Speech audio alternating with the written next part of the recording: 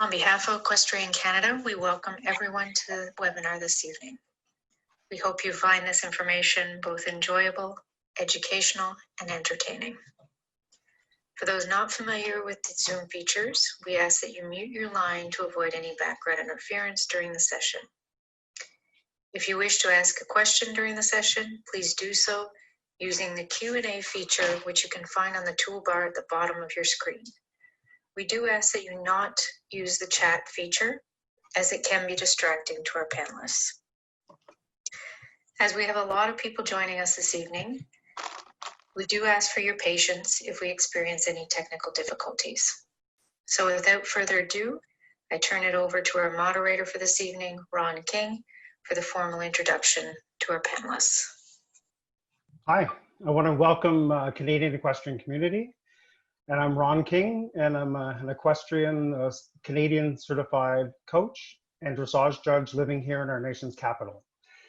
Tonight's interactive session is on Rising Stars Youth Dressage program, known as RSD for short. I would also like to thank all of you for joining us today, as well as Equestrian Canada for offering this educational session to the community. So to start off with, I'd like to introduce Sue, and that's Sue Holtby. Is a well-recognized figure on the dressage scene.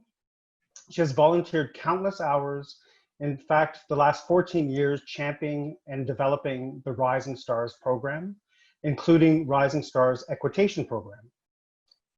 And we also have Wendy Christoff, holds many roles in the dressage, Canadian dressage community, including EC certified high performance 1 dressage coach, past president of Dressage BC, past EC coaching committee chair, and accomplished FEI level athlete.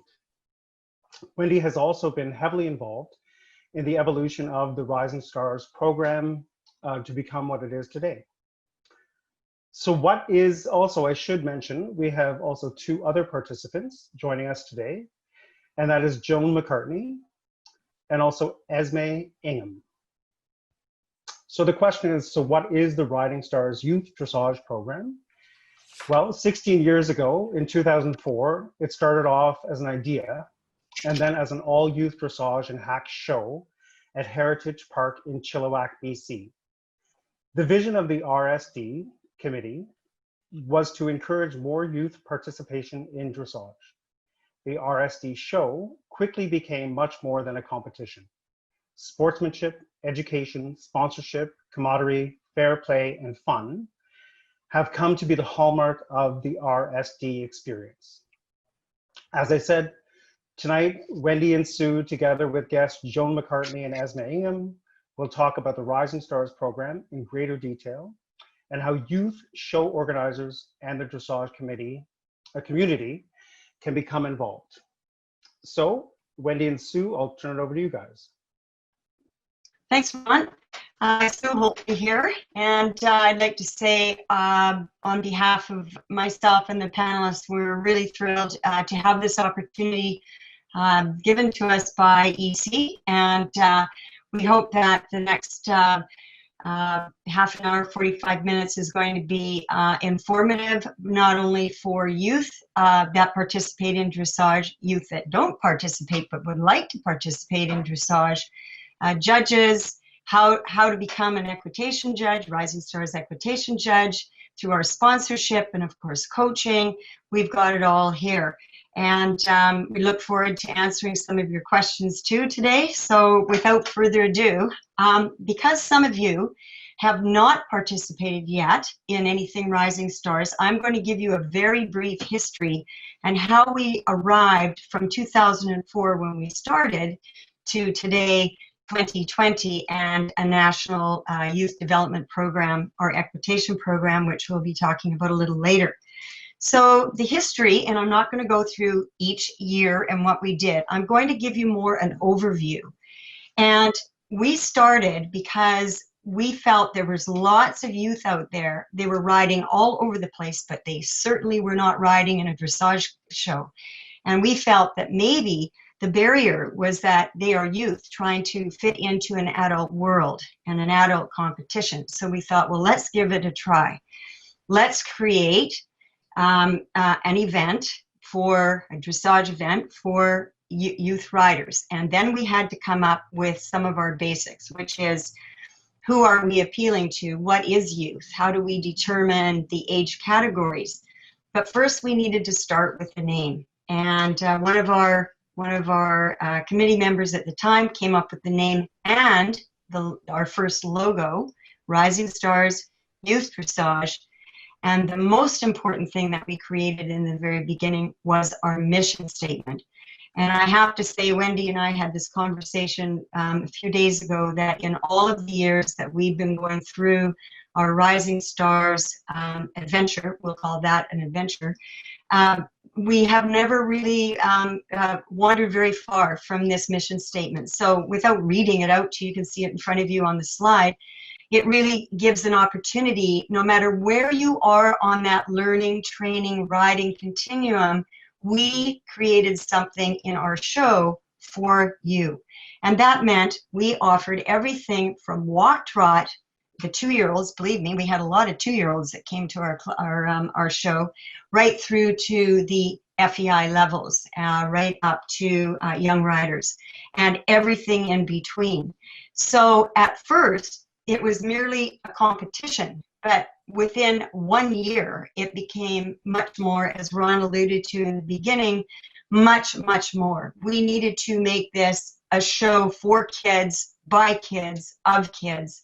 And they came in droves. And they moved in on a Thursday night with their family and their dogs and their cousins and everybody. We had a huge facility that we could work with.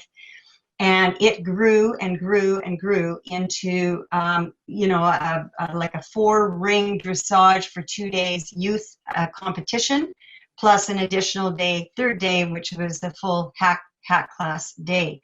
And with the evolution of how we managed to bring competition to the kids, we had to bring that other fun factor, that other element that would make kids meet other kids, that we would bring the element of education, which became very, very important to us.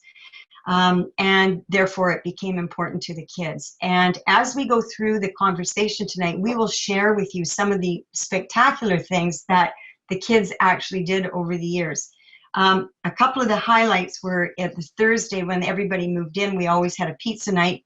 And they brought the kids in, and they all got settled in, and we always had an activity. And that activity ranged from a fashion show to the police bringing in the police dogs and doing demonstrations, to the Vancouver Mounted Police coming out and doing a demonstration for us. We had a Rising Stars boutique where we sold our branded clothing of the year, and we always had a color of the year. Every year we would create a whole theme around the show, and really we had so many creative people on our committee that we did some really fantastic stuff. We did boot camps, we did Zumba, we did paint your own Rising Stars t-shirts, you name it, we did it.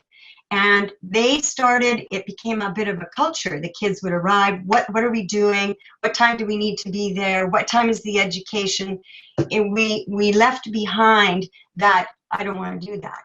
They all participated, and it was a really, really fun time. And later, Esme Ingham, she will tell you her story about her Rising Stars experience and where it led her in her life and her competition life and her horse life. We offered in our Rising Stars to talk just a little bit about the show, because we're going to go into one of the elements of the show a little bit later on. We had 3 licenses. We offered EC Bronze, EC Gold, and a provincial license. And so we covered a lot of territory with those 3 licenses over 3 days. And it meant that it could be more affordable for kids if they chose, depending on the license and depending on whether they were riding in the provincial license part of the show. So we had a lot of experience over the 14 years that we ran the show, and we have a lot to offer to show organizers across the country who might want to add, hopefully want to add, a full youth division to your horse show. Who doesn't want more people coming to their horse shows? We all do. So this forum today, we sure want some of those questions from show organizers about that. But Wendy and I are always available by email to set up a phone chat that we can go ahead and talk to you a little bit more in depth about your particular circumstances in your particular community, what would work for you. So we understand that this gigantic show that we did is not on is not for everybody, but elements of the show for sure could be. So we think this is a pretty flexible program from the show or a youth division aspect of adding it to a horse show. So that brings us to what happened when we had been going for quite a number of years into how we developed into our Equitation, our Rising Stars Equitation program. We saw over the years, because we've been doing it, seeing lots and lots of kids at lots of different levels of competition, that the equitation seat, which we offered every single year and still offered even when we developed our own equitation program, is strictly a flat class. And the conversation really was, you could be a very skillful flat class rider, and that might not translate to what you need to have as a skill as a rider to navigate through a dressage test. So quite simply, we thought if we added an extra judge to a given technical class and we had that judge only judge the equitation of that rider, could we do this? And the answer is yes, we can. So that brings us up to then when this evolved and we started to pilot this, we also decided that we couldn't do everything. By then we were like a committee of 3, and we needed to find a way to bring more capacity for youth involvement across the country, not just within our own province.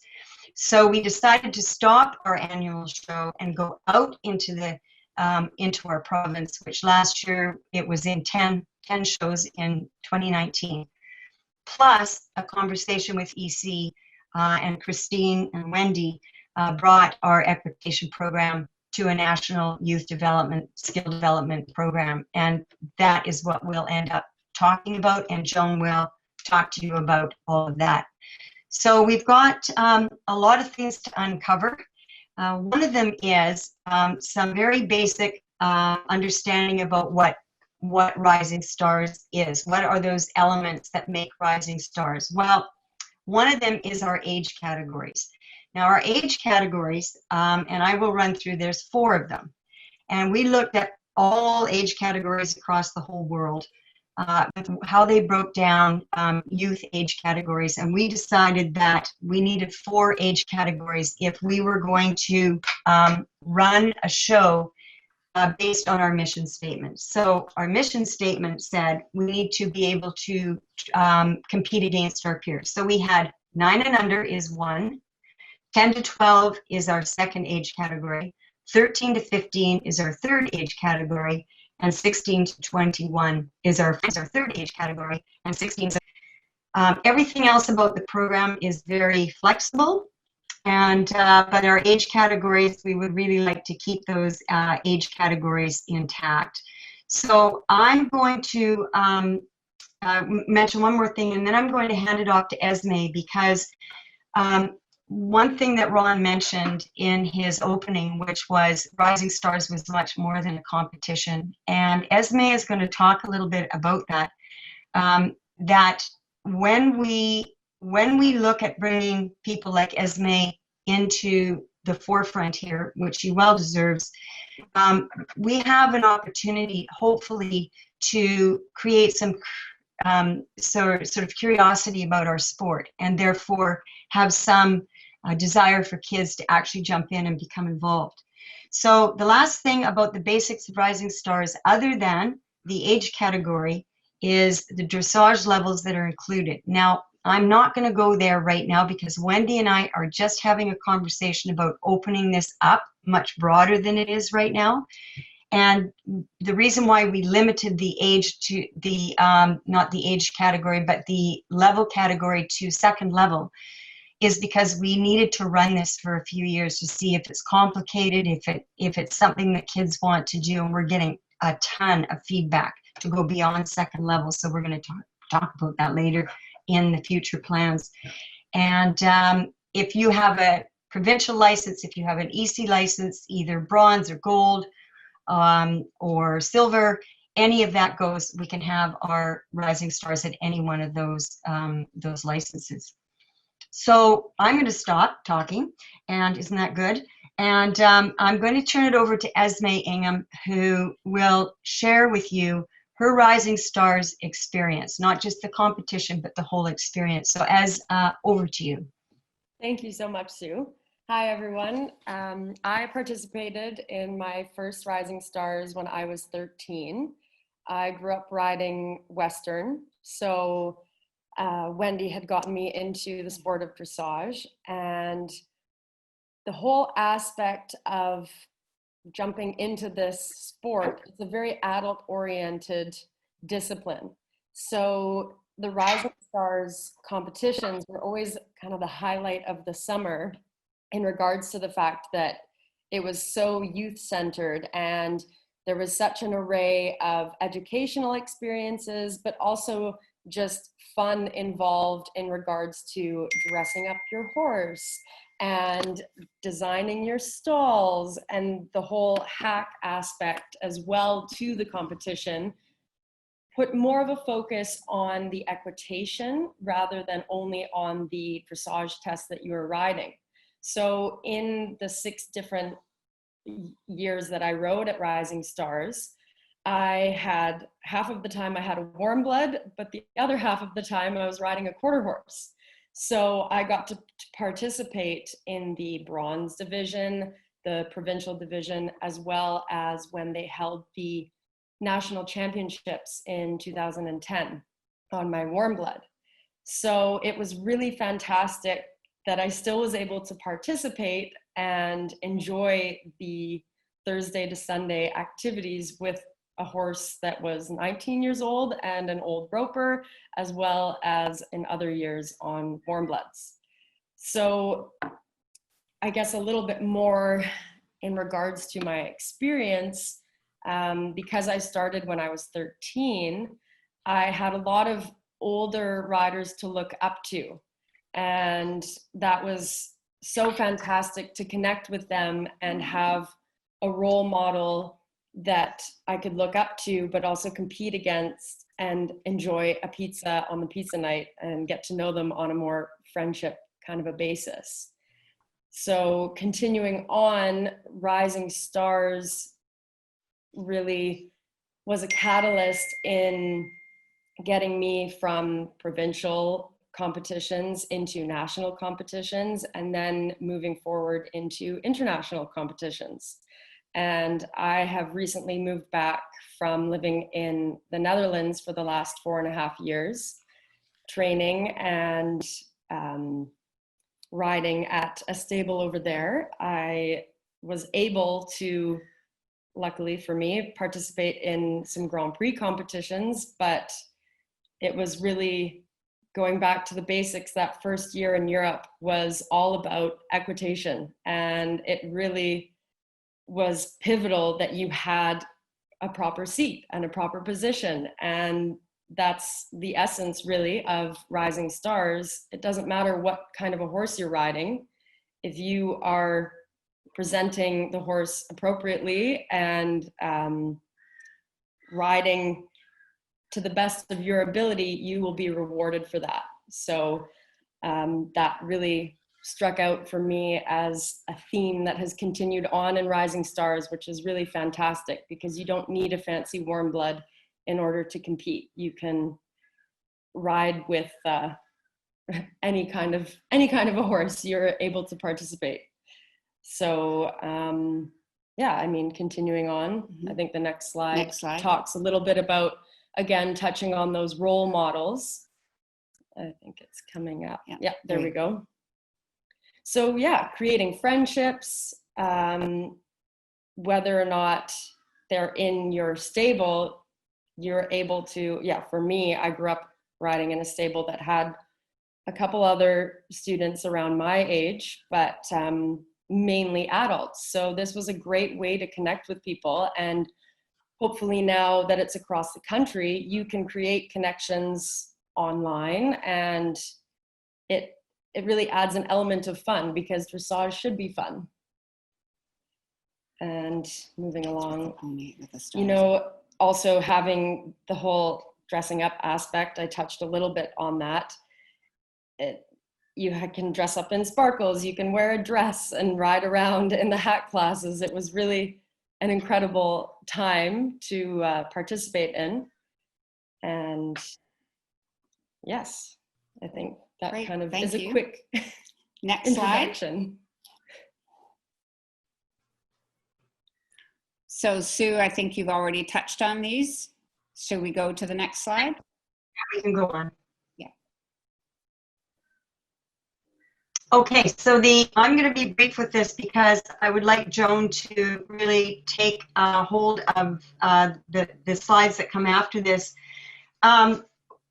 When we sat down to create this program, of course, if we sit a second judge at the arena, and that judge is only going to be judging the riding performance of the rider, we needed to create our own score sheet, which we did.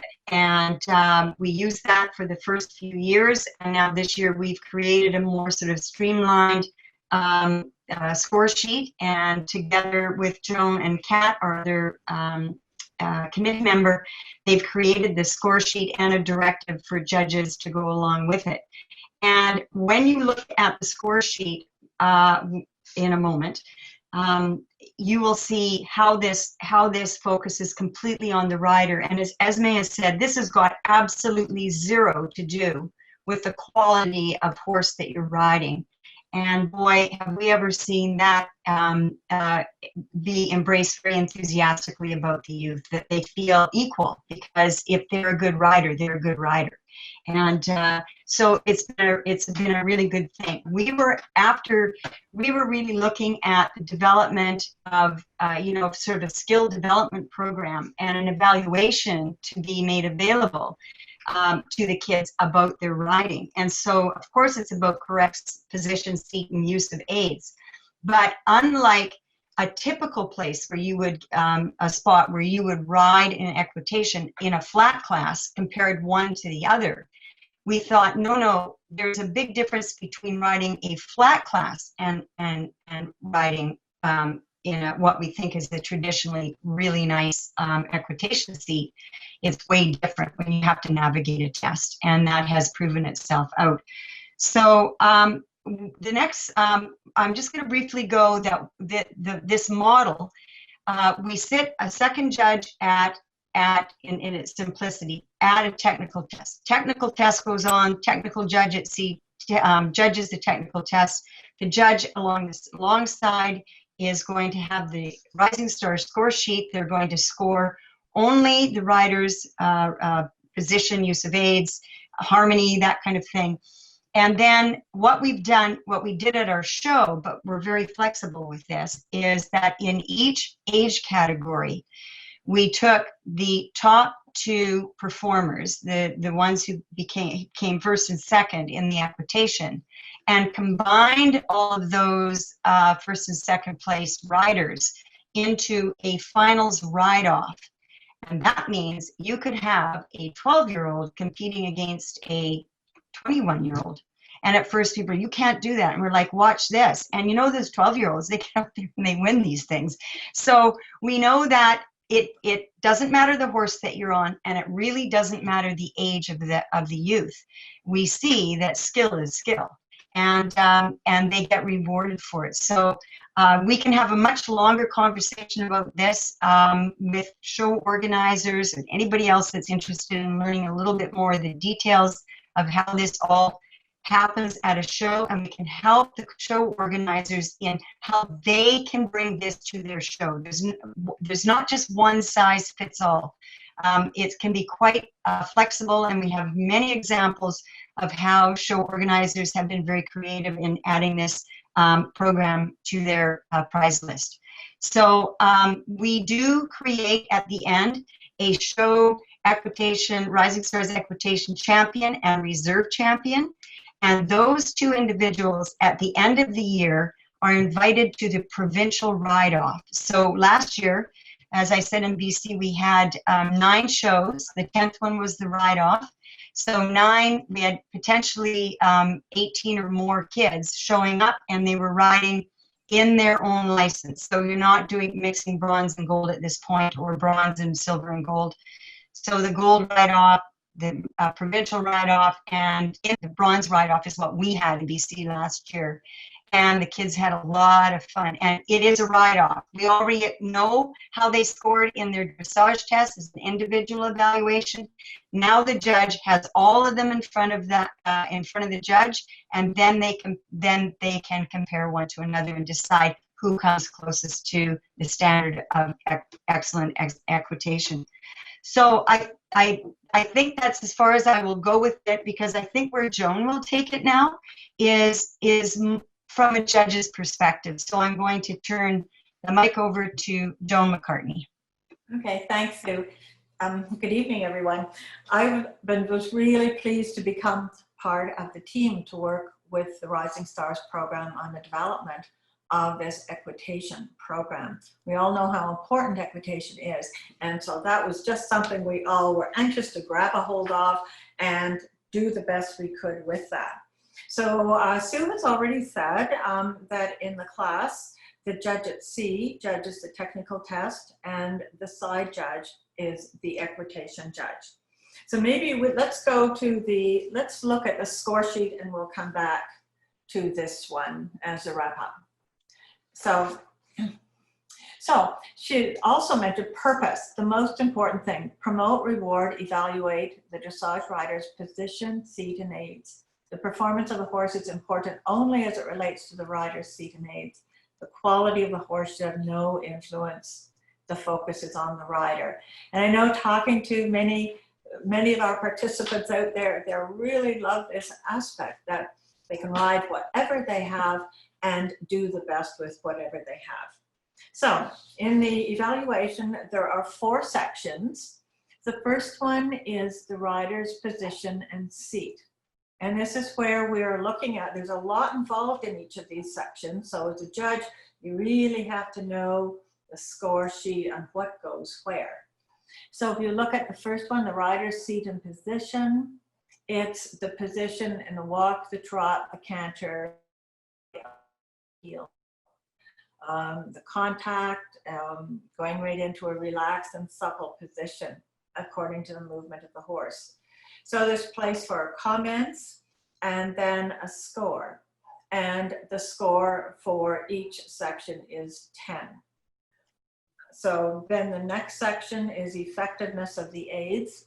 And that's where we're focusing on the use, the timing, the coordination of the rider's aids, the ability to ride forward, maintain contact through all the paces and movements, to ride the required movements, maintaining tempo and rhythm, and the effectiveness of the rider's aids determines precise fulfillment of the required movements of the test. So again, another score out of 10 with comments. Then the third one, next page, please, next slide, is precision. So down to the execution of the movements, at the markers, the accuracy, the prescribed figures, the preparation, the transitions. So another score out of 10.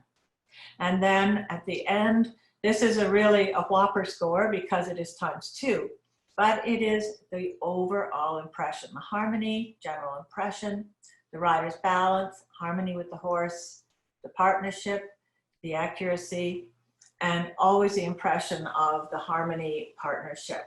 So a score and ×2. So this is a valuable one.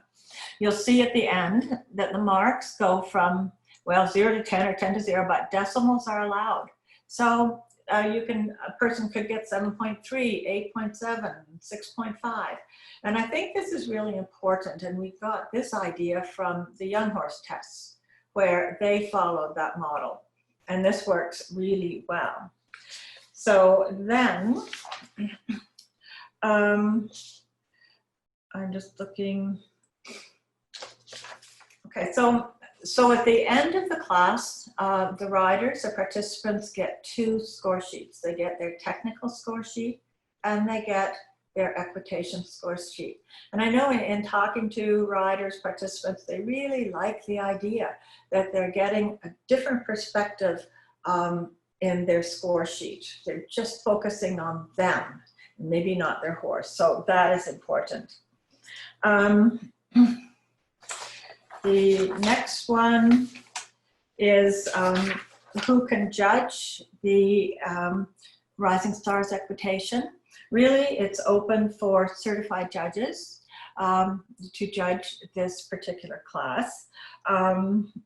EC started in their updating clinics last year, providing an educational experience, learning opportunity for judges to be prepared for the equitation. And I expect that will continue. And as I said before, it's really important that the judges be familiar with that score sheet because it is quite different from the technical one. I know one of the questions people will ask me is, so how does that differ from when you sit there and judge technical? And this is where, as a judge, boy, you have to get your head around judging equitation. I'm sitting on the side. I'm not worried about, did they do length and stride in the trot, or did they do that halt? I am worried about all of the equitation skills, and that's what I am looking for. Because a judge at C is the one who's doing the technical piece, and the scores come from there.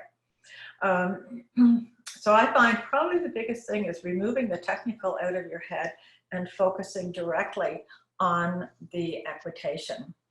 And we mentioned before, the scoring is different. I think it's really, really good in the equitation that we can give tenths decimal points because you can be more defined with your score. And another difference is when we judge technical, of course, we've got the test all laid out. We know they come down center line, they halt, they move off, we give a score, right? It all goes along that way. Well, in judging equitation, there may be trot at the first, trot work at the end. So you're not doing movement by movement, you're doing more the activity by activity. So I found when I first started judging the equitation, I had to really keep my mind on this fact that the score for the gaits, for the riding, the different paces, could be throughout the test. And I guess at the end, I always think the highlights part, the comments at the end are really important. And I think this is where we certainly tell the riders about the highlights. Maybe there were some really positive, big positives. Maybe they had some issues. Maybe the horse was naughty, but they may have handled that case really well, kept the horse going, kept on plan. And so it's important to give that feedback to the rider. And I think I'm just about through my section.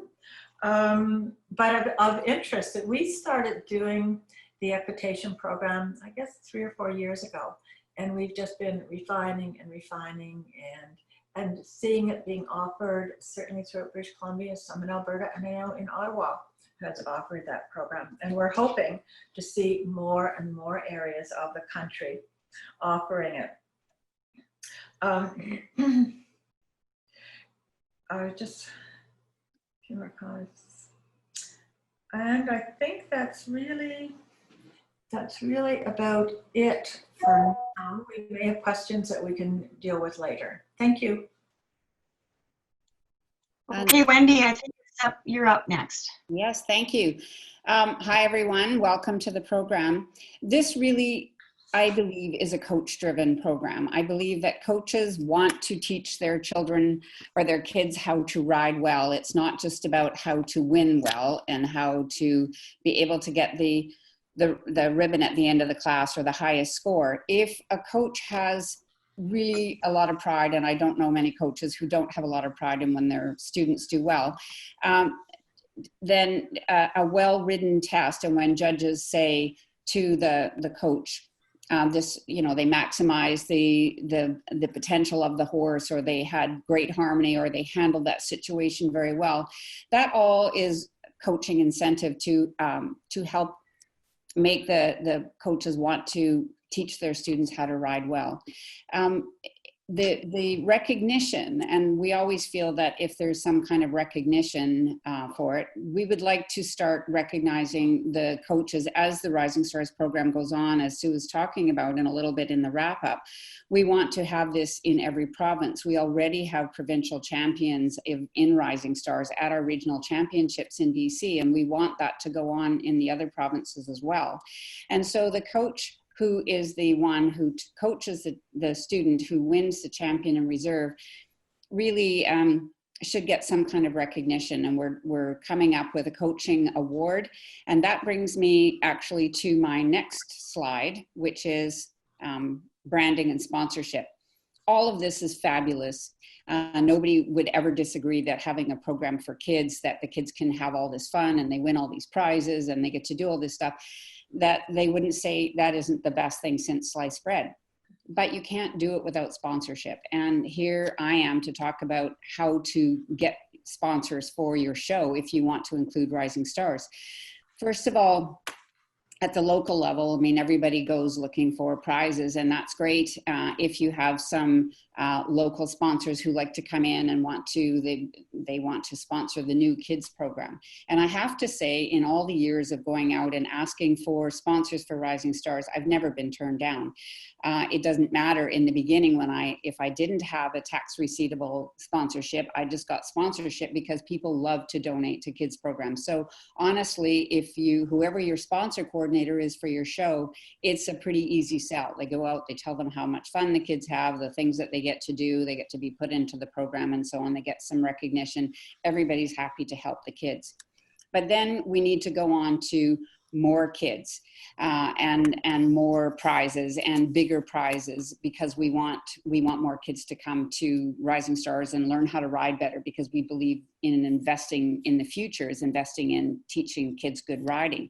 So at the provincial level, there is something called the National Sport Trust Fund, and that is a tax receivable program that if anybody wants to work with their provincial organization, it is for amateur sport through your PSO, and you can go and you can devise a program for Rising Stars or something else if you wanted, and you take it to the PSO and they write up a proposal and it goes in, and if it's accepted, then you work on that program with your PSO. So we did that. We've done that with Horse Council BC, and it's worked very well. And whoever donates to that Sport Trust Fund into that dedicated fund will get a tax receipt, and then it's administered. The money is administered through for paying back or buying the ribbons or the prizes and so on. That's all paid back through money disbursements through your PSO. So that works really well. The other one is the national one, and it's across Canada, and we work with that through EC. And if you go on the EC website, it's on the donate, and you go into the youth programs. And the only thing about this is it's not for a person. I couldn't say to Equestrian Canada, okay, I'm going to donate $5,000 because I want Esme to be able to go do something. I can't do that. I say I want to donate $5,000 to the youth program for Rising Stars for such and such. And it can't be for a person, it is for an event or for a prize or something. And they say, great. And one of the things that we have going there right now with the EC program is the rebate program. So any show that operates under a national license, bronze, silver, or gold, if they offer the Rising Stars Equitation program. They send it in to EC and say, I did this, and here's my champion in reserve. So you show that you have done it. You receive back $250, which more than covers, I hope, the cost of your judge, the extra judge for the day. And hopefully, if you're running a gold, silver, or bronze show, you probably have a judge that you can put on their side. If you need to bring someone else in, there's the money, and it helps you pay for the judge and pay for your sponsorship. So, pay for the prizes and that have been brought into the show. So that is tax receivable. And when you're working with corporations or foundations or even persons, they can donate to this and get a tax receipt. And that means you can ask for more money. Normally at a local level, you're asking for $100, maybe $250 or something like that. And if you're really brave, you ask for $500. But when you can give a tax receipt, you can ask for more money. So it's worth it to familiarize yourself with all of that. These different ways of asking for money from your sponsors, and whether it's at the local, provincial, or national level.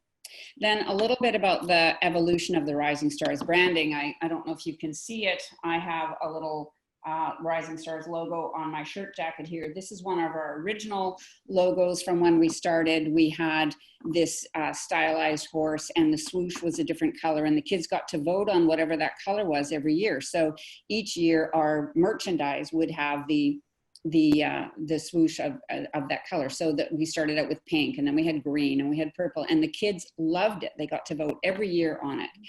Then we went on to other things, and we feel that branding is important, and Rising Stars brands go everywhere. And if you look at this other photo here of the ear bonnet, that was our 10-year anniversary logo, and it took off and went everywhere, and everybody loved it. And when you brand your items like this, they go everywhere. I see this product at shows that are not Rising Star shows. I see boot bags, I see garment bags, I see saddle pads. It shows everywhere, and it just keeps Rising Stars in the forefront. Then 2 years ago or 3 years ago, we designed a new logo, which is the one with the red picture there with the winner from Ottawa. And you can see how beautiful, stylized with the maple leaf, and it reproduces beautifully. And people just love it. So one of the principles of marketing is that if you're not changing your design once every 5 years, then you're falling behind. And so in all of these years with Rising Stars, we have done that, and we find our marketing branding everywhere. And so it's a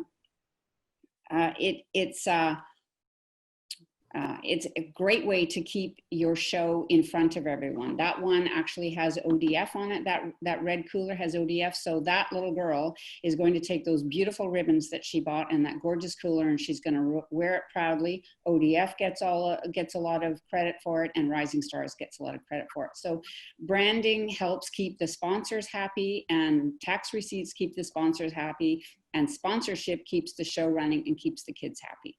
So that's it. Thank you very much. Next slide. So this is the call to action, and again, I'll be brief.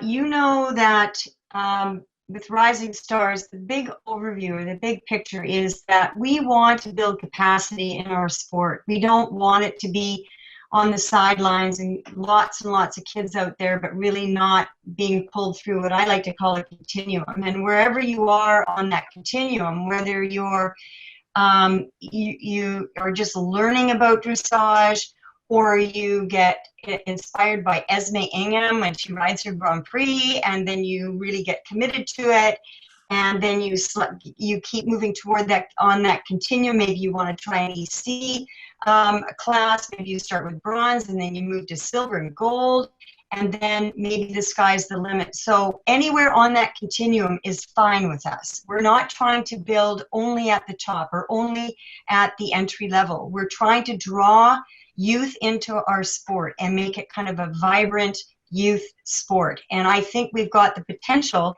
if we stay kid-friendly, you know what I mean, and have these conversations with different show organizers and so on. So youth involvement is everything, and looking to the future until COVID arrived, Wendy and I were really strongly and sort of thinking about and starting to put pieces together for what we call a youth summit. And that is not off the table. The youth summit would be somewhere probably, hopefully in Toronto, kind of in the middle, and bringing youth together to talk about our sport and what they would like to see in the sport, because we can only be as good as our connections are with our youth. And one way to put them all together, when we can get all together again, and who knows what that is, but it's not off the table. It's still a little bit on the back burner right now, but certainly in a conversation. Recruiting volunteers, Rising Stars, aside from our show secretary, was an entire volunteer crew. We did this for 14 years as volunteers, and we resisted any temptation to pay a scribe or do anything, because we felt that that role modeling, we all have to participate at some point and not get paid. That's just the reality, and that was our philosophy, and we were very, very successful. And nothing better than your leadership showing that, hey, we're here as volunteers too. So recruiting volunteers is very, very important, and giving back as a volunteer, this could be your big chance. You could do that. And planning for tomorrow, well, we have lots of plans. First of all, when we get up and running again and don't have so many restrictions, we do have our new, which Joan just went through, our new score sheet. We have a new directive. Where I would like to see this is all province participating. I would love to have a youth ambassador per province. We did last couple of years, we had Claire Robinson from Alberta doing exactly that for us, which she then connected with show organizers and pitched the idea of having Rising Stars come to their show. That's an example. We need your help, and we need the provincial organizations on board so we can get to where the kids are. Pony Club is now surging forward, and the last 2 years they've added the Rising Stars Equitation program to their Lower Mainland Championships at the end of the year. 32 kids rode that equitation class at that championship last year. It's a lot of kids. So we got to go where the kids are too. And that's part of planning for tomorrow. And we know that these kids all on their own are going to pull through and move on in their program and go from a schooling show to, if they desire to do that, they will go there on their own to an EC licensed show. We know because they did this in Rising Stars. And I'd like to see equitation training included in, as Joan has said, she's included it now in the judges' clinics and for coaches. And maybe part of that incentive thing that Wendy was talking about isn't just to recognize coaches, but also making an incentive for coaches to really make equitation a big part of their teaching. Because as May said, she's been in Europe, and the first thing they did with her is talk to her about equitation, not the tricks in a Grand Prix horse or anything like that. So very, very important. We need to get on that program, and we hope that Rising Stars will be that motivation. So that's kind of a lot in our few minutes that we had to share with you. And yeah, so if we've got time for any questions, I don't know if we do now. Yes, that was a lot of information. And we do have some questions that were pre-sent in from people. And I would really like to thank everyone who took the time to send some questions in advance. So some of them you've already answered. It's a lot of information. From Hadley, she wants to know, as a 15-year-old who is testing B in Pony Club, what types of opportunities are there that I should be seeking out? And also, it goes on the question, at what age, riding skill level, should I look at buying a green untrained horse to build my training skills? And are there any opportunities outside of Canada that I should look at to advance my riding? So who would Well, like to Hadley, approach that? I'll just start, and then I'm going to pass this over to Wendy and to Esme, I think. Hadley, hi Hadley. We met Hadley last year because she rode, I think it was in the Pony Club, and then I think went on to the championship at Thunderbirds. So she is an excited and dedicated rider, and I will just say that, and then pass it on to, and thanks for your question, Hadley, that's fantastic, and I'll pass it on to Wendy and Esme. Hi, Hadley. Thanks for your question. Really and truly going at what point do you go out and buy a green horse and train it yourself? That really is a decision between you and your coach about your competency level and about your confidence. Lots of people who are good riders are not good trainers. So it doesn't necessarily, one doesn't have to be follow the other. You don't have to buy a green horse to make it on your own to do well at what you do. So honestly, if you are feeling confident and you ride lots of different horses in a day, not that you've only ridden one for a couple of years and you do well on it and then you think, now I can be a trainer. If you've ridden lots of different horses and learn feel of different horses, and if your coach thinks it's appropriate for you to start training a horse, then that would be the time I would think to get it. And I'll pass this over to Esme about opportunities that can come your way. I think we are so fortunate in Canada to have access to so many incredible coaches and trainers. I would start honestly with looking locally and then provincially and kind of expanding from there. Not to say that I don't recommend going to Europe, because I was there for quite an extended period of time, but do look at the different coaches in your area and provincially and across Canada, because we do really have access to some fantastic trainers.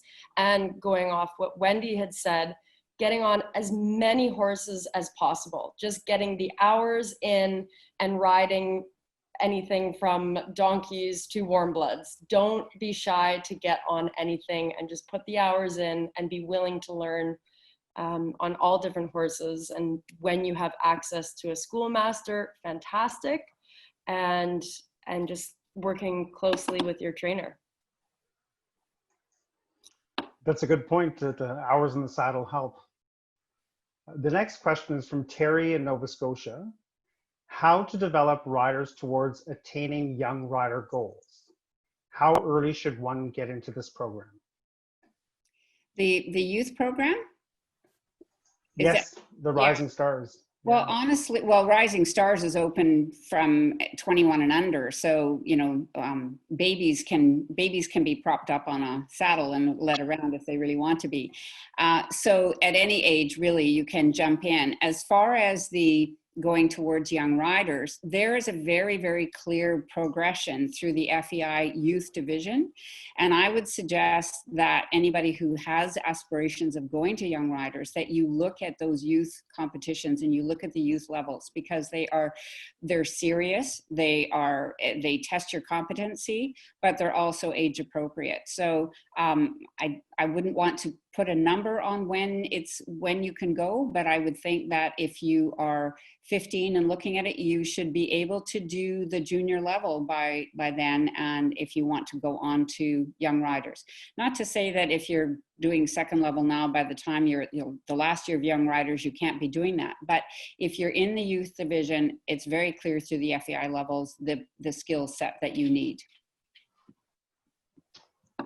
Great.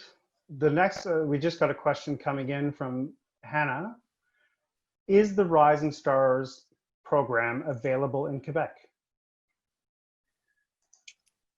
It's available across Canada, so yes, it can be.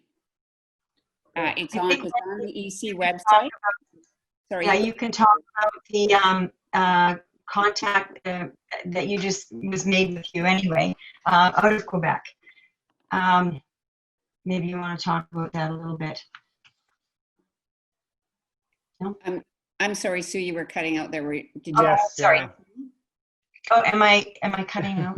Yeah. Okay. Did you pass it back to me?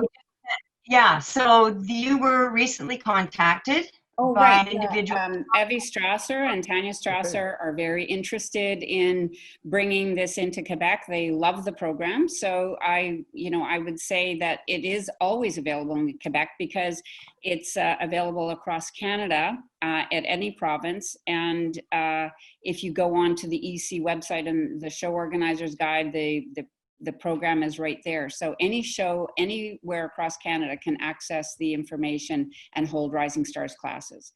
So it is there, but Evie and Tanya are already talking about it. So there you go. So we're really happy to hear from Quebec. We are also going to have our new score sheet and directives translated to French. And so once that's done, that will also be on the website and available. Talking about our website and EC website. Okay, that's great. The next question is from Andrea in BC. How important is showing as a learning experience in relation to clinics and lessons? Considering the time and money put into showing, where is your time, money best spent? Oh, wow, that's a good one. That's a really good one. And honestly, lessons and clinics are fantastic, and a lot of people never show. I have lots of students who never actually go down the center line. They want to learn how to ride, they want to learn how to train, they love dressage, and they just want to learn how to ride dressage and do the movements and how to train. So I have lots of students who never show, and it really depends on what your goals are and where you want to put your money. Showing is expensive. If you have a budget of only so many dollars, then you should choose wisely. I had a student this week who has a young horse who wanted to take him to a 3-day show for the first time, and it's quite expensive. And I said, honestly, you're better off to do 3 one-day shows than 1 3-day show with a baby. So it totally depends on your circumstances and the amount of money you want to spend and what your goals are. If you want to get an EC gold medal for your level that you're riding, well, you have to go to a show. But if that's not your goal, if your goal is just, I want to ride a better sitting trot, then perhaps lessons and clinics are where you want to spend your money. Does anyone else have more to say upon that? I do. That I do think showing is important because it actually gets your timing quicker. Like you have one shot at it. Often in clinics or in training, we can go back, do the shoulder and again, try to improve it. But very often, I think we need to get a little quicker in our timing, and showing forces that a little bit. Yeah, good point, Ron. Mm-hmm. The next question, I know you've already talked about it a bit, is from Julie in Ontario, wondering how we can work with a program at the grassroots level. Oh, that's a great question. Because we know at the grassroots level, with this sort of resurgence of Pony Club and other schooling, local clubs, Wendy can talk about a bit of an idea that she's got coming up. We're always coming up with these crazy ideas, but crazy is good. I think for grassroots, we really, in our mission statement, and from the very beginning has said that no matter where that kid is on that continuum, they are equal in terms of their value to our sport. Because you ride pre-St. George or a U25 does not make you more valuable to the sport than an entry level doing walk trot, because you just never know, do you? And so with our entry level, it depends on a few things. Are you a member of a local riding club? Do you have a barn with lots of kids that are riding? We can have a conversation about that. Do you belong to Pony Club? Are you involved in any of those kind of organizations that can help you do some basic understanding of animal husbandry, taking care of horses, learning how to ride, doing all that kind of stuff? So the answer really is we are totally open to engaging in conversations just like this question that has come forward. And Wendy, maybe you could just talk about the idea of bringing Rising Stars into some of these barns that have a lot of young kids riding, and doing a Rising Stars style of youth camp for them with these kids as a encouragement for developing entry-level kids. Yeah, thanks, Sue.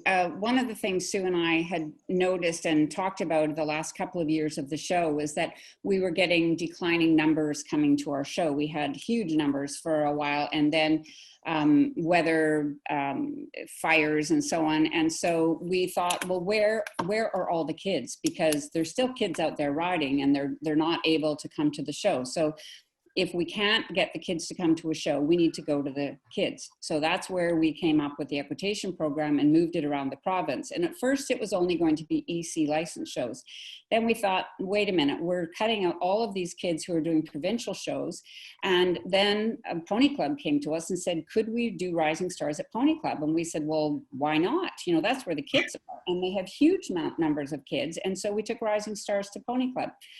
Again, Sue and I were talking about, we need to find the kids. We need to go where the kids are and bring a Rising Stars experience to wherever the kids are. And there's a lot of barns that do summer camps, and they have a test day at the end of the week, and they have a little parents come and the show and shine type of event at the last day of the camp. And why couldn't we do a little Rising Stars equitation presentation there, or have a demonstration, or involve the kids and do a Rising Stars test if they're going to do a little dressage test? One of my friends has a barn, and typically the kids all want to jump. They just jump and jump and jump. They don't want to do dressage because it's boring. And so we said, okay, well, let's make it fun. Let's make equitation fun. So equitation in their jumper saddle seat is just fine. It's good equitation. And so we're taking Rising Stars to where the kids are. And that's Susan, my crazy idea right now is, where are the kids? Let's go. So we have to find people enthusiastic. That's why we need more volunteers across Canada, just saying. Okay. So we have time for one more question from Teresa in Ontario. She wants to know the cost to participate and how to register an athlete. Is there a selection process? For Rising Stars? Yes. Okay, Teresa, hi, thanks for your question.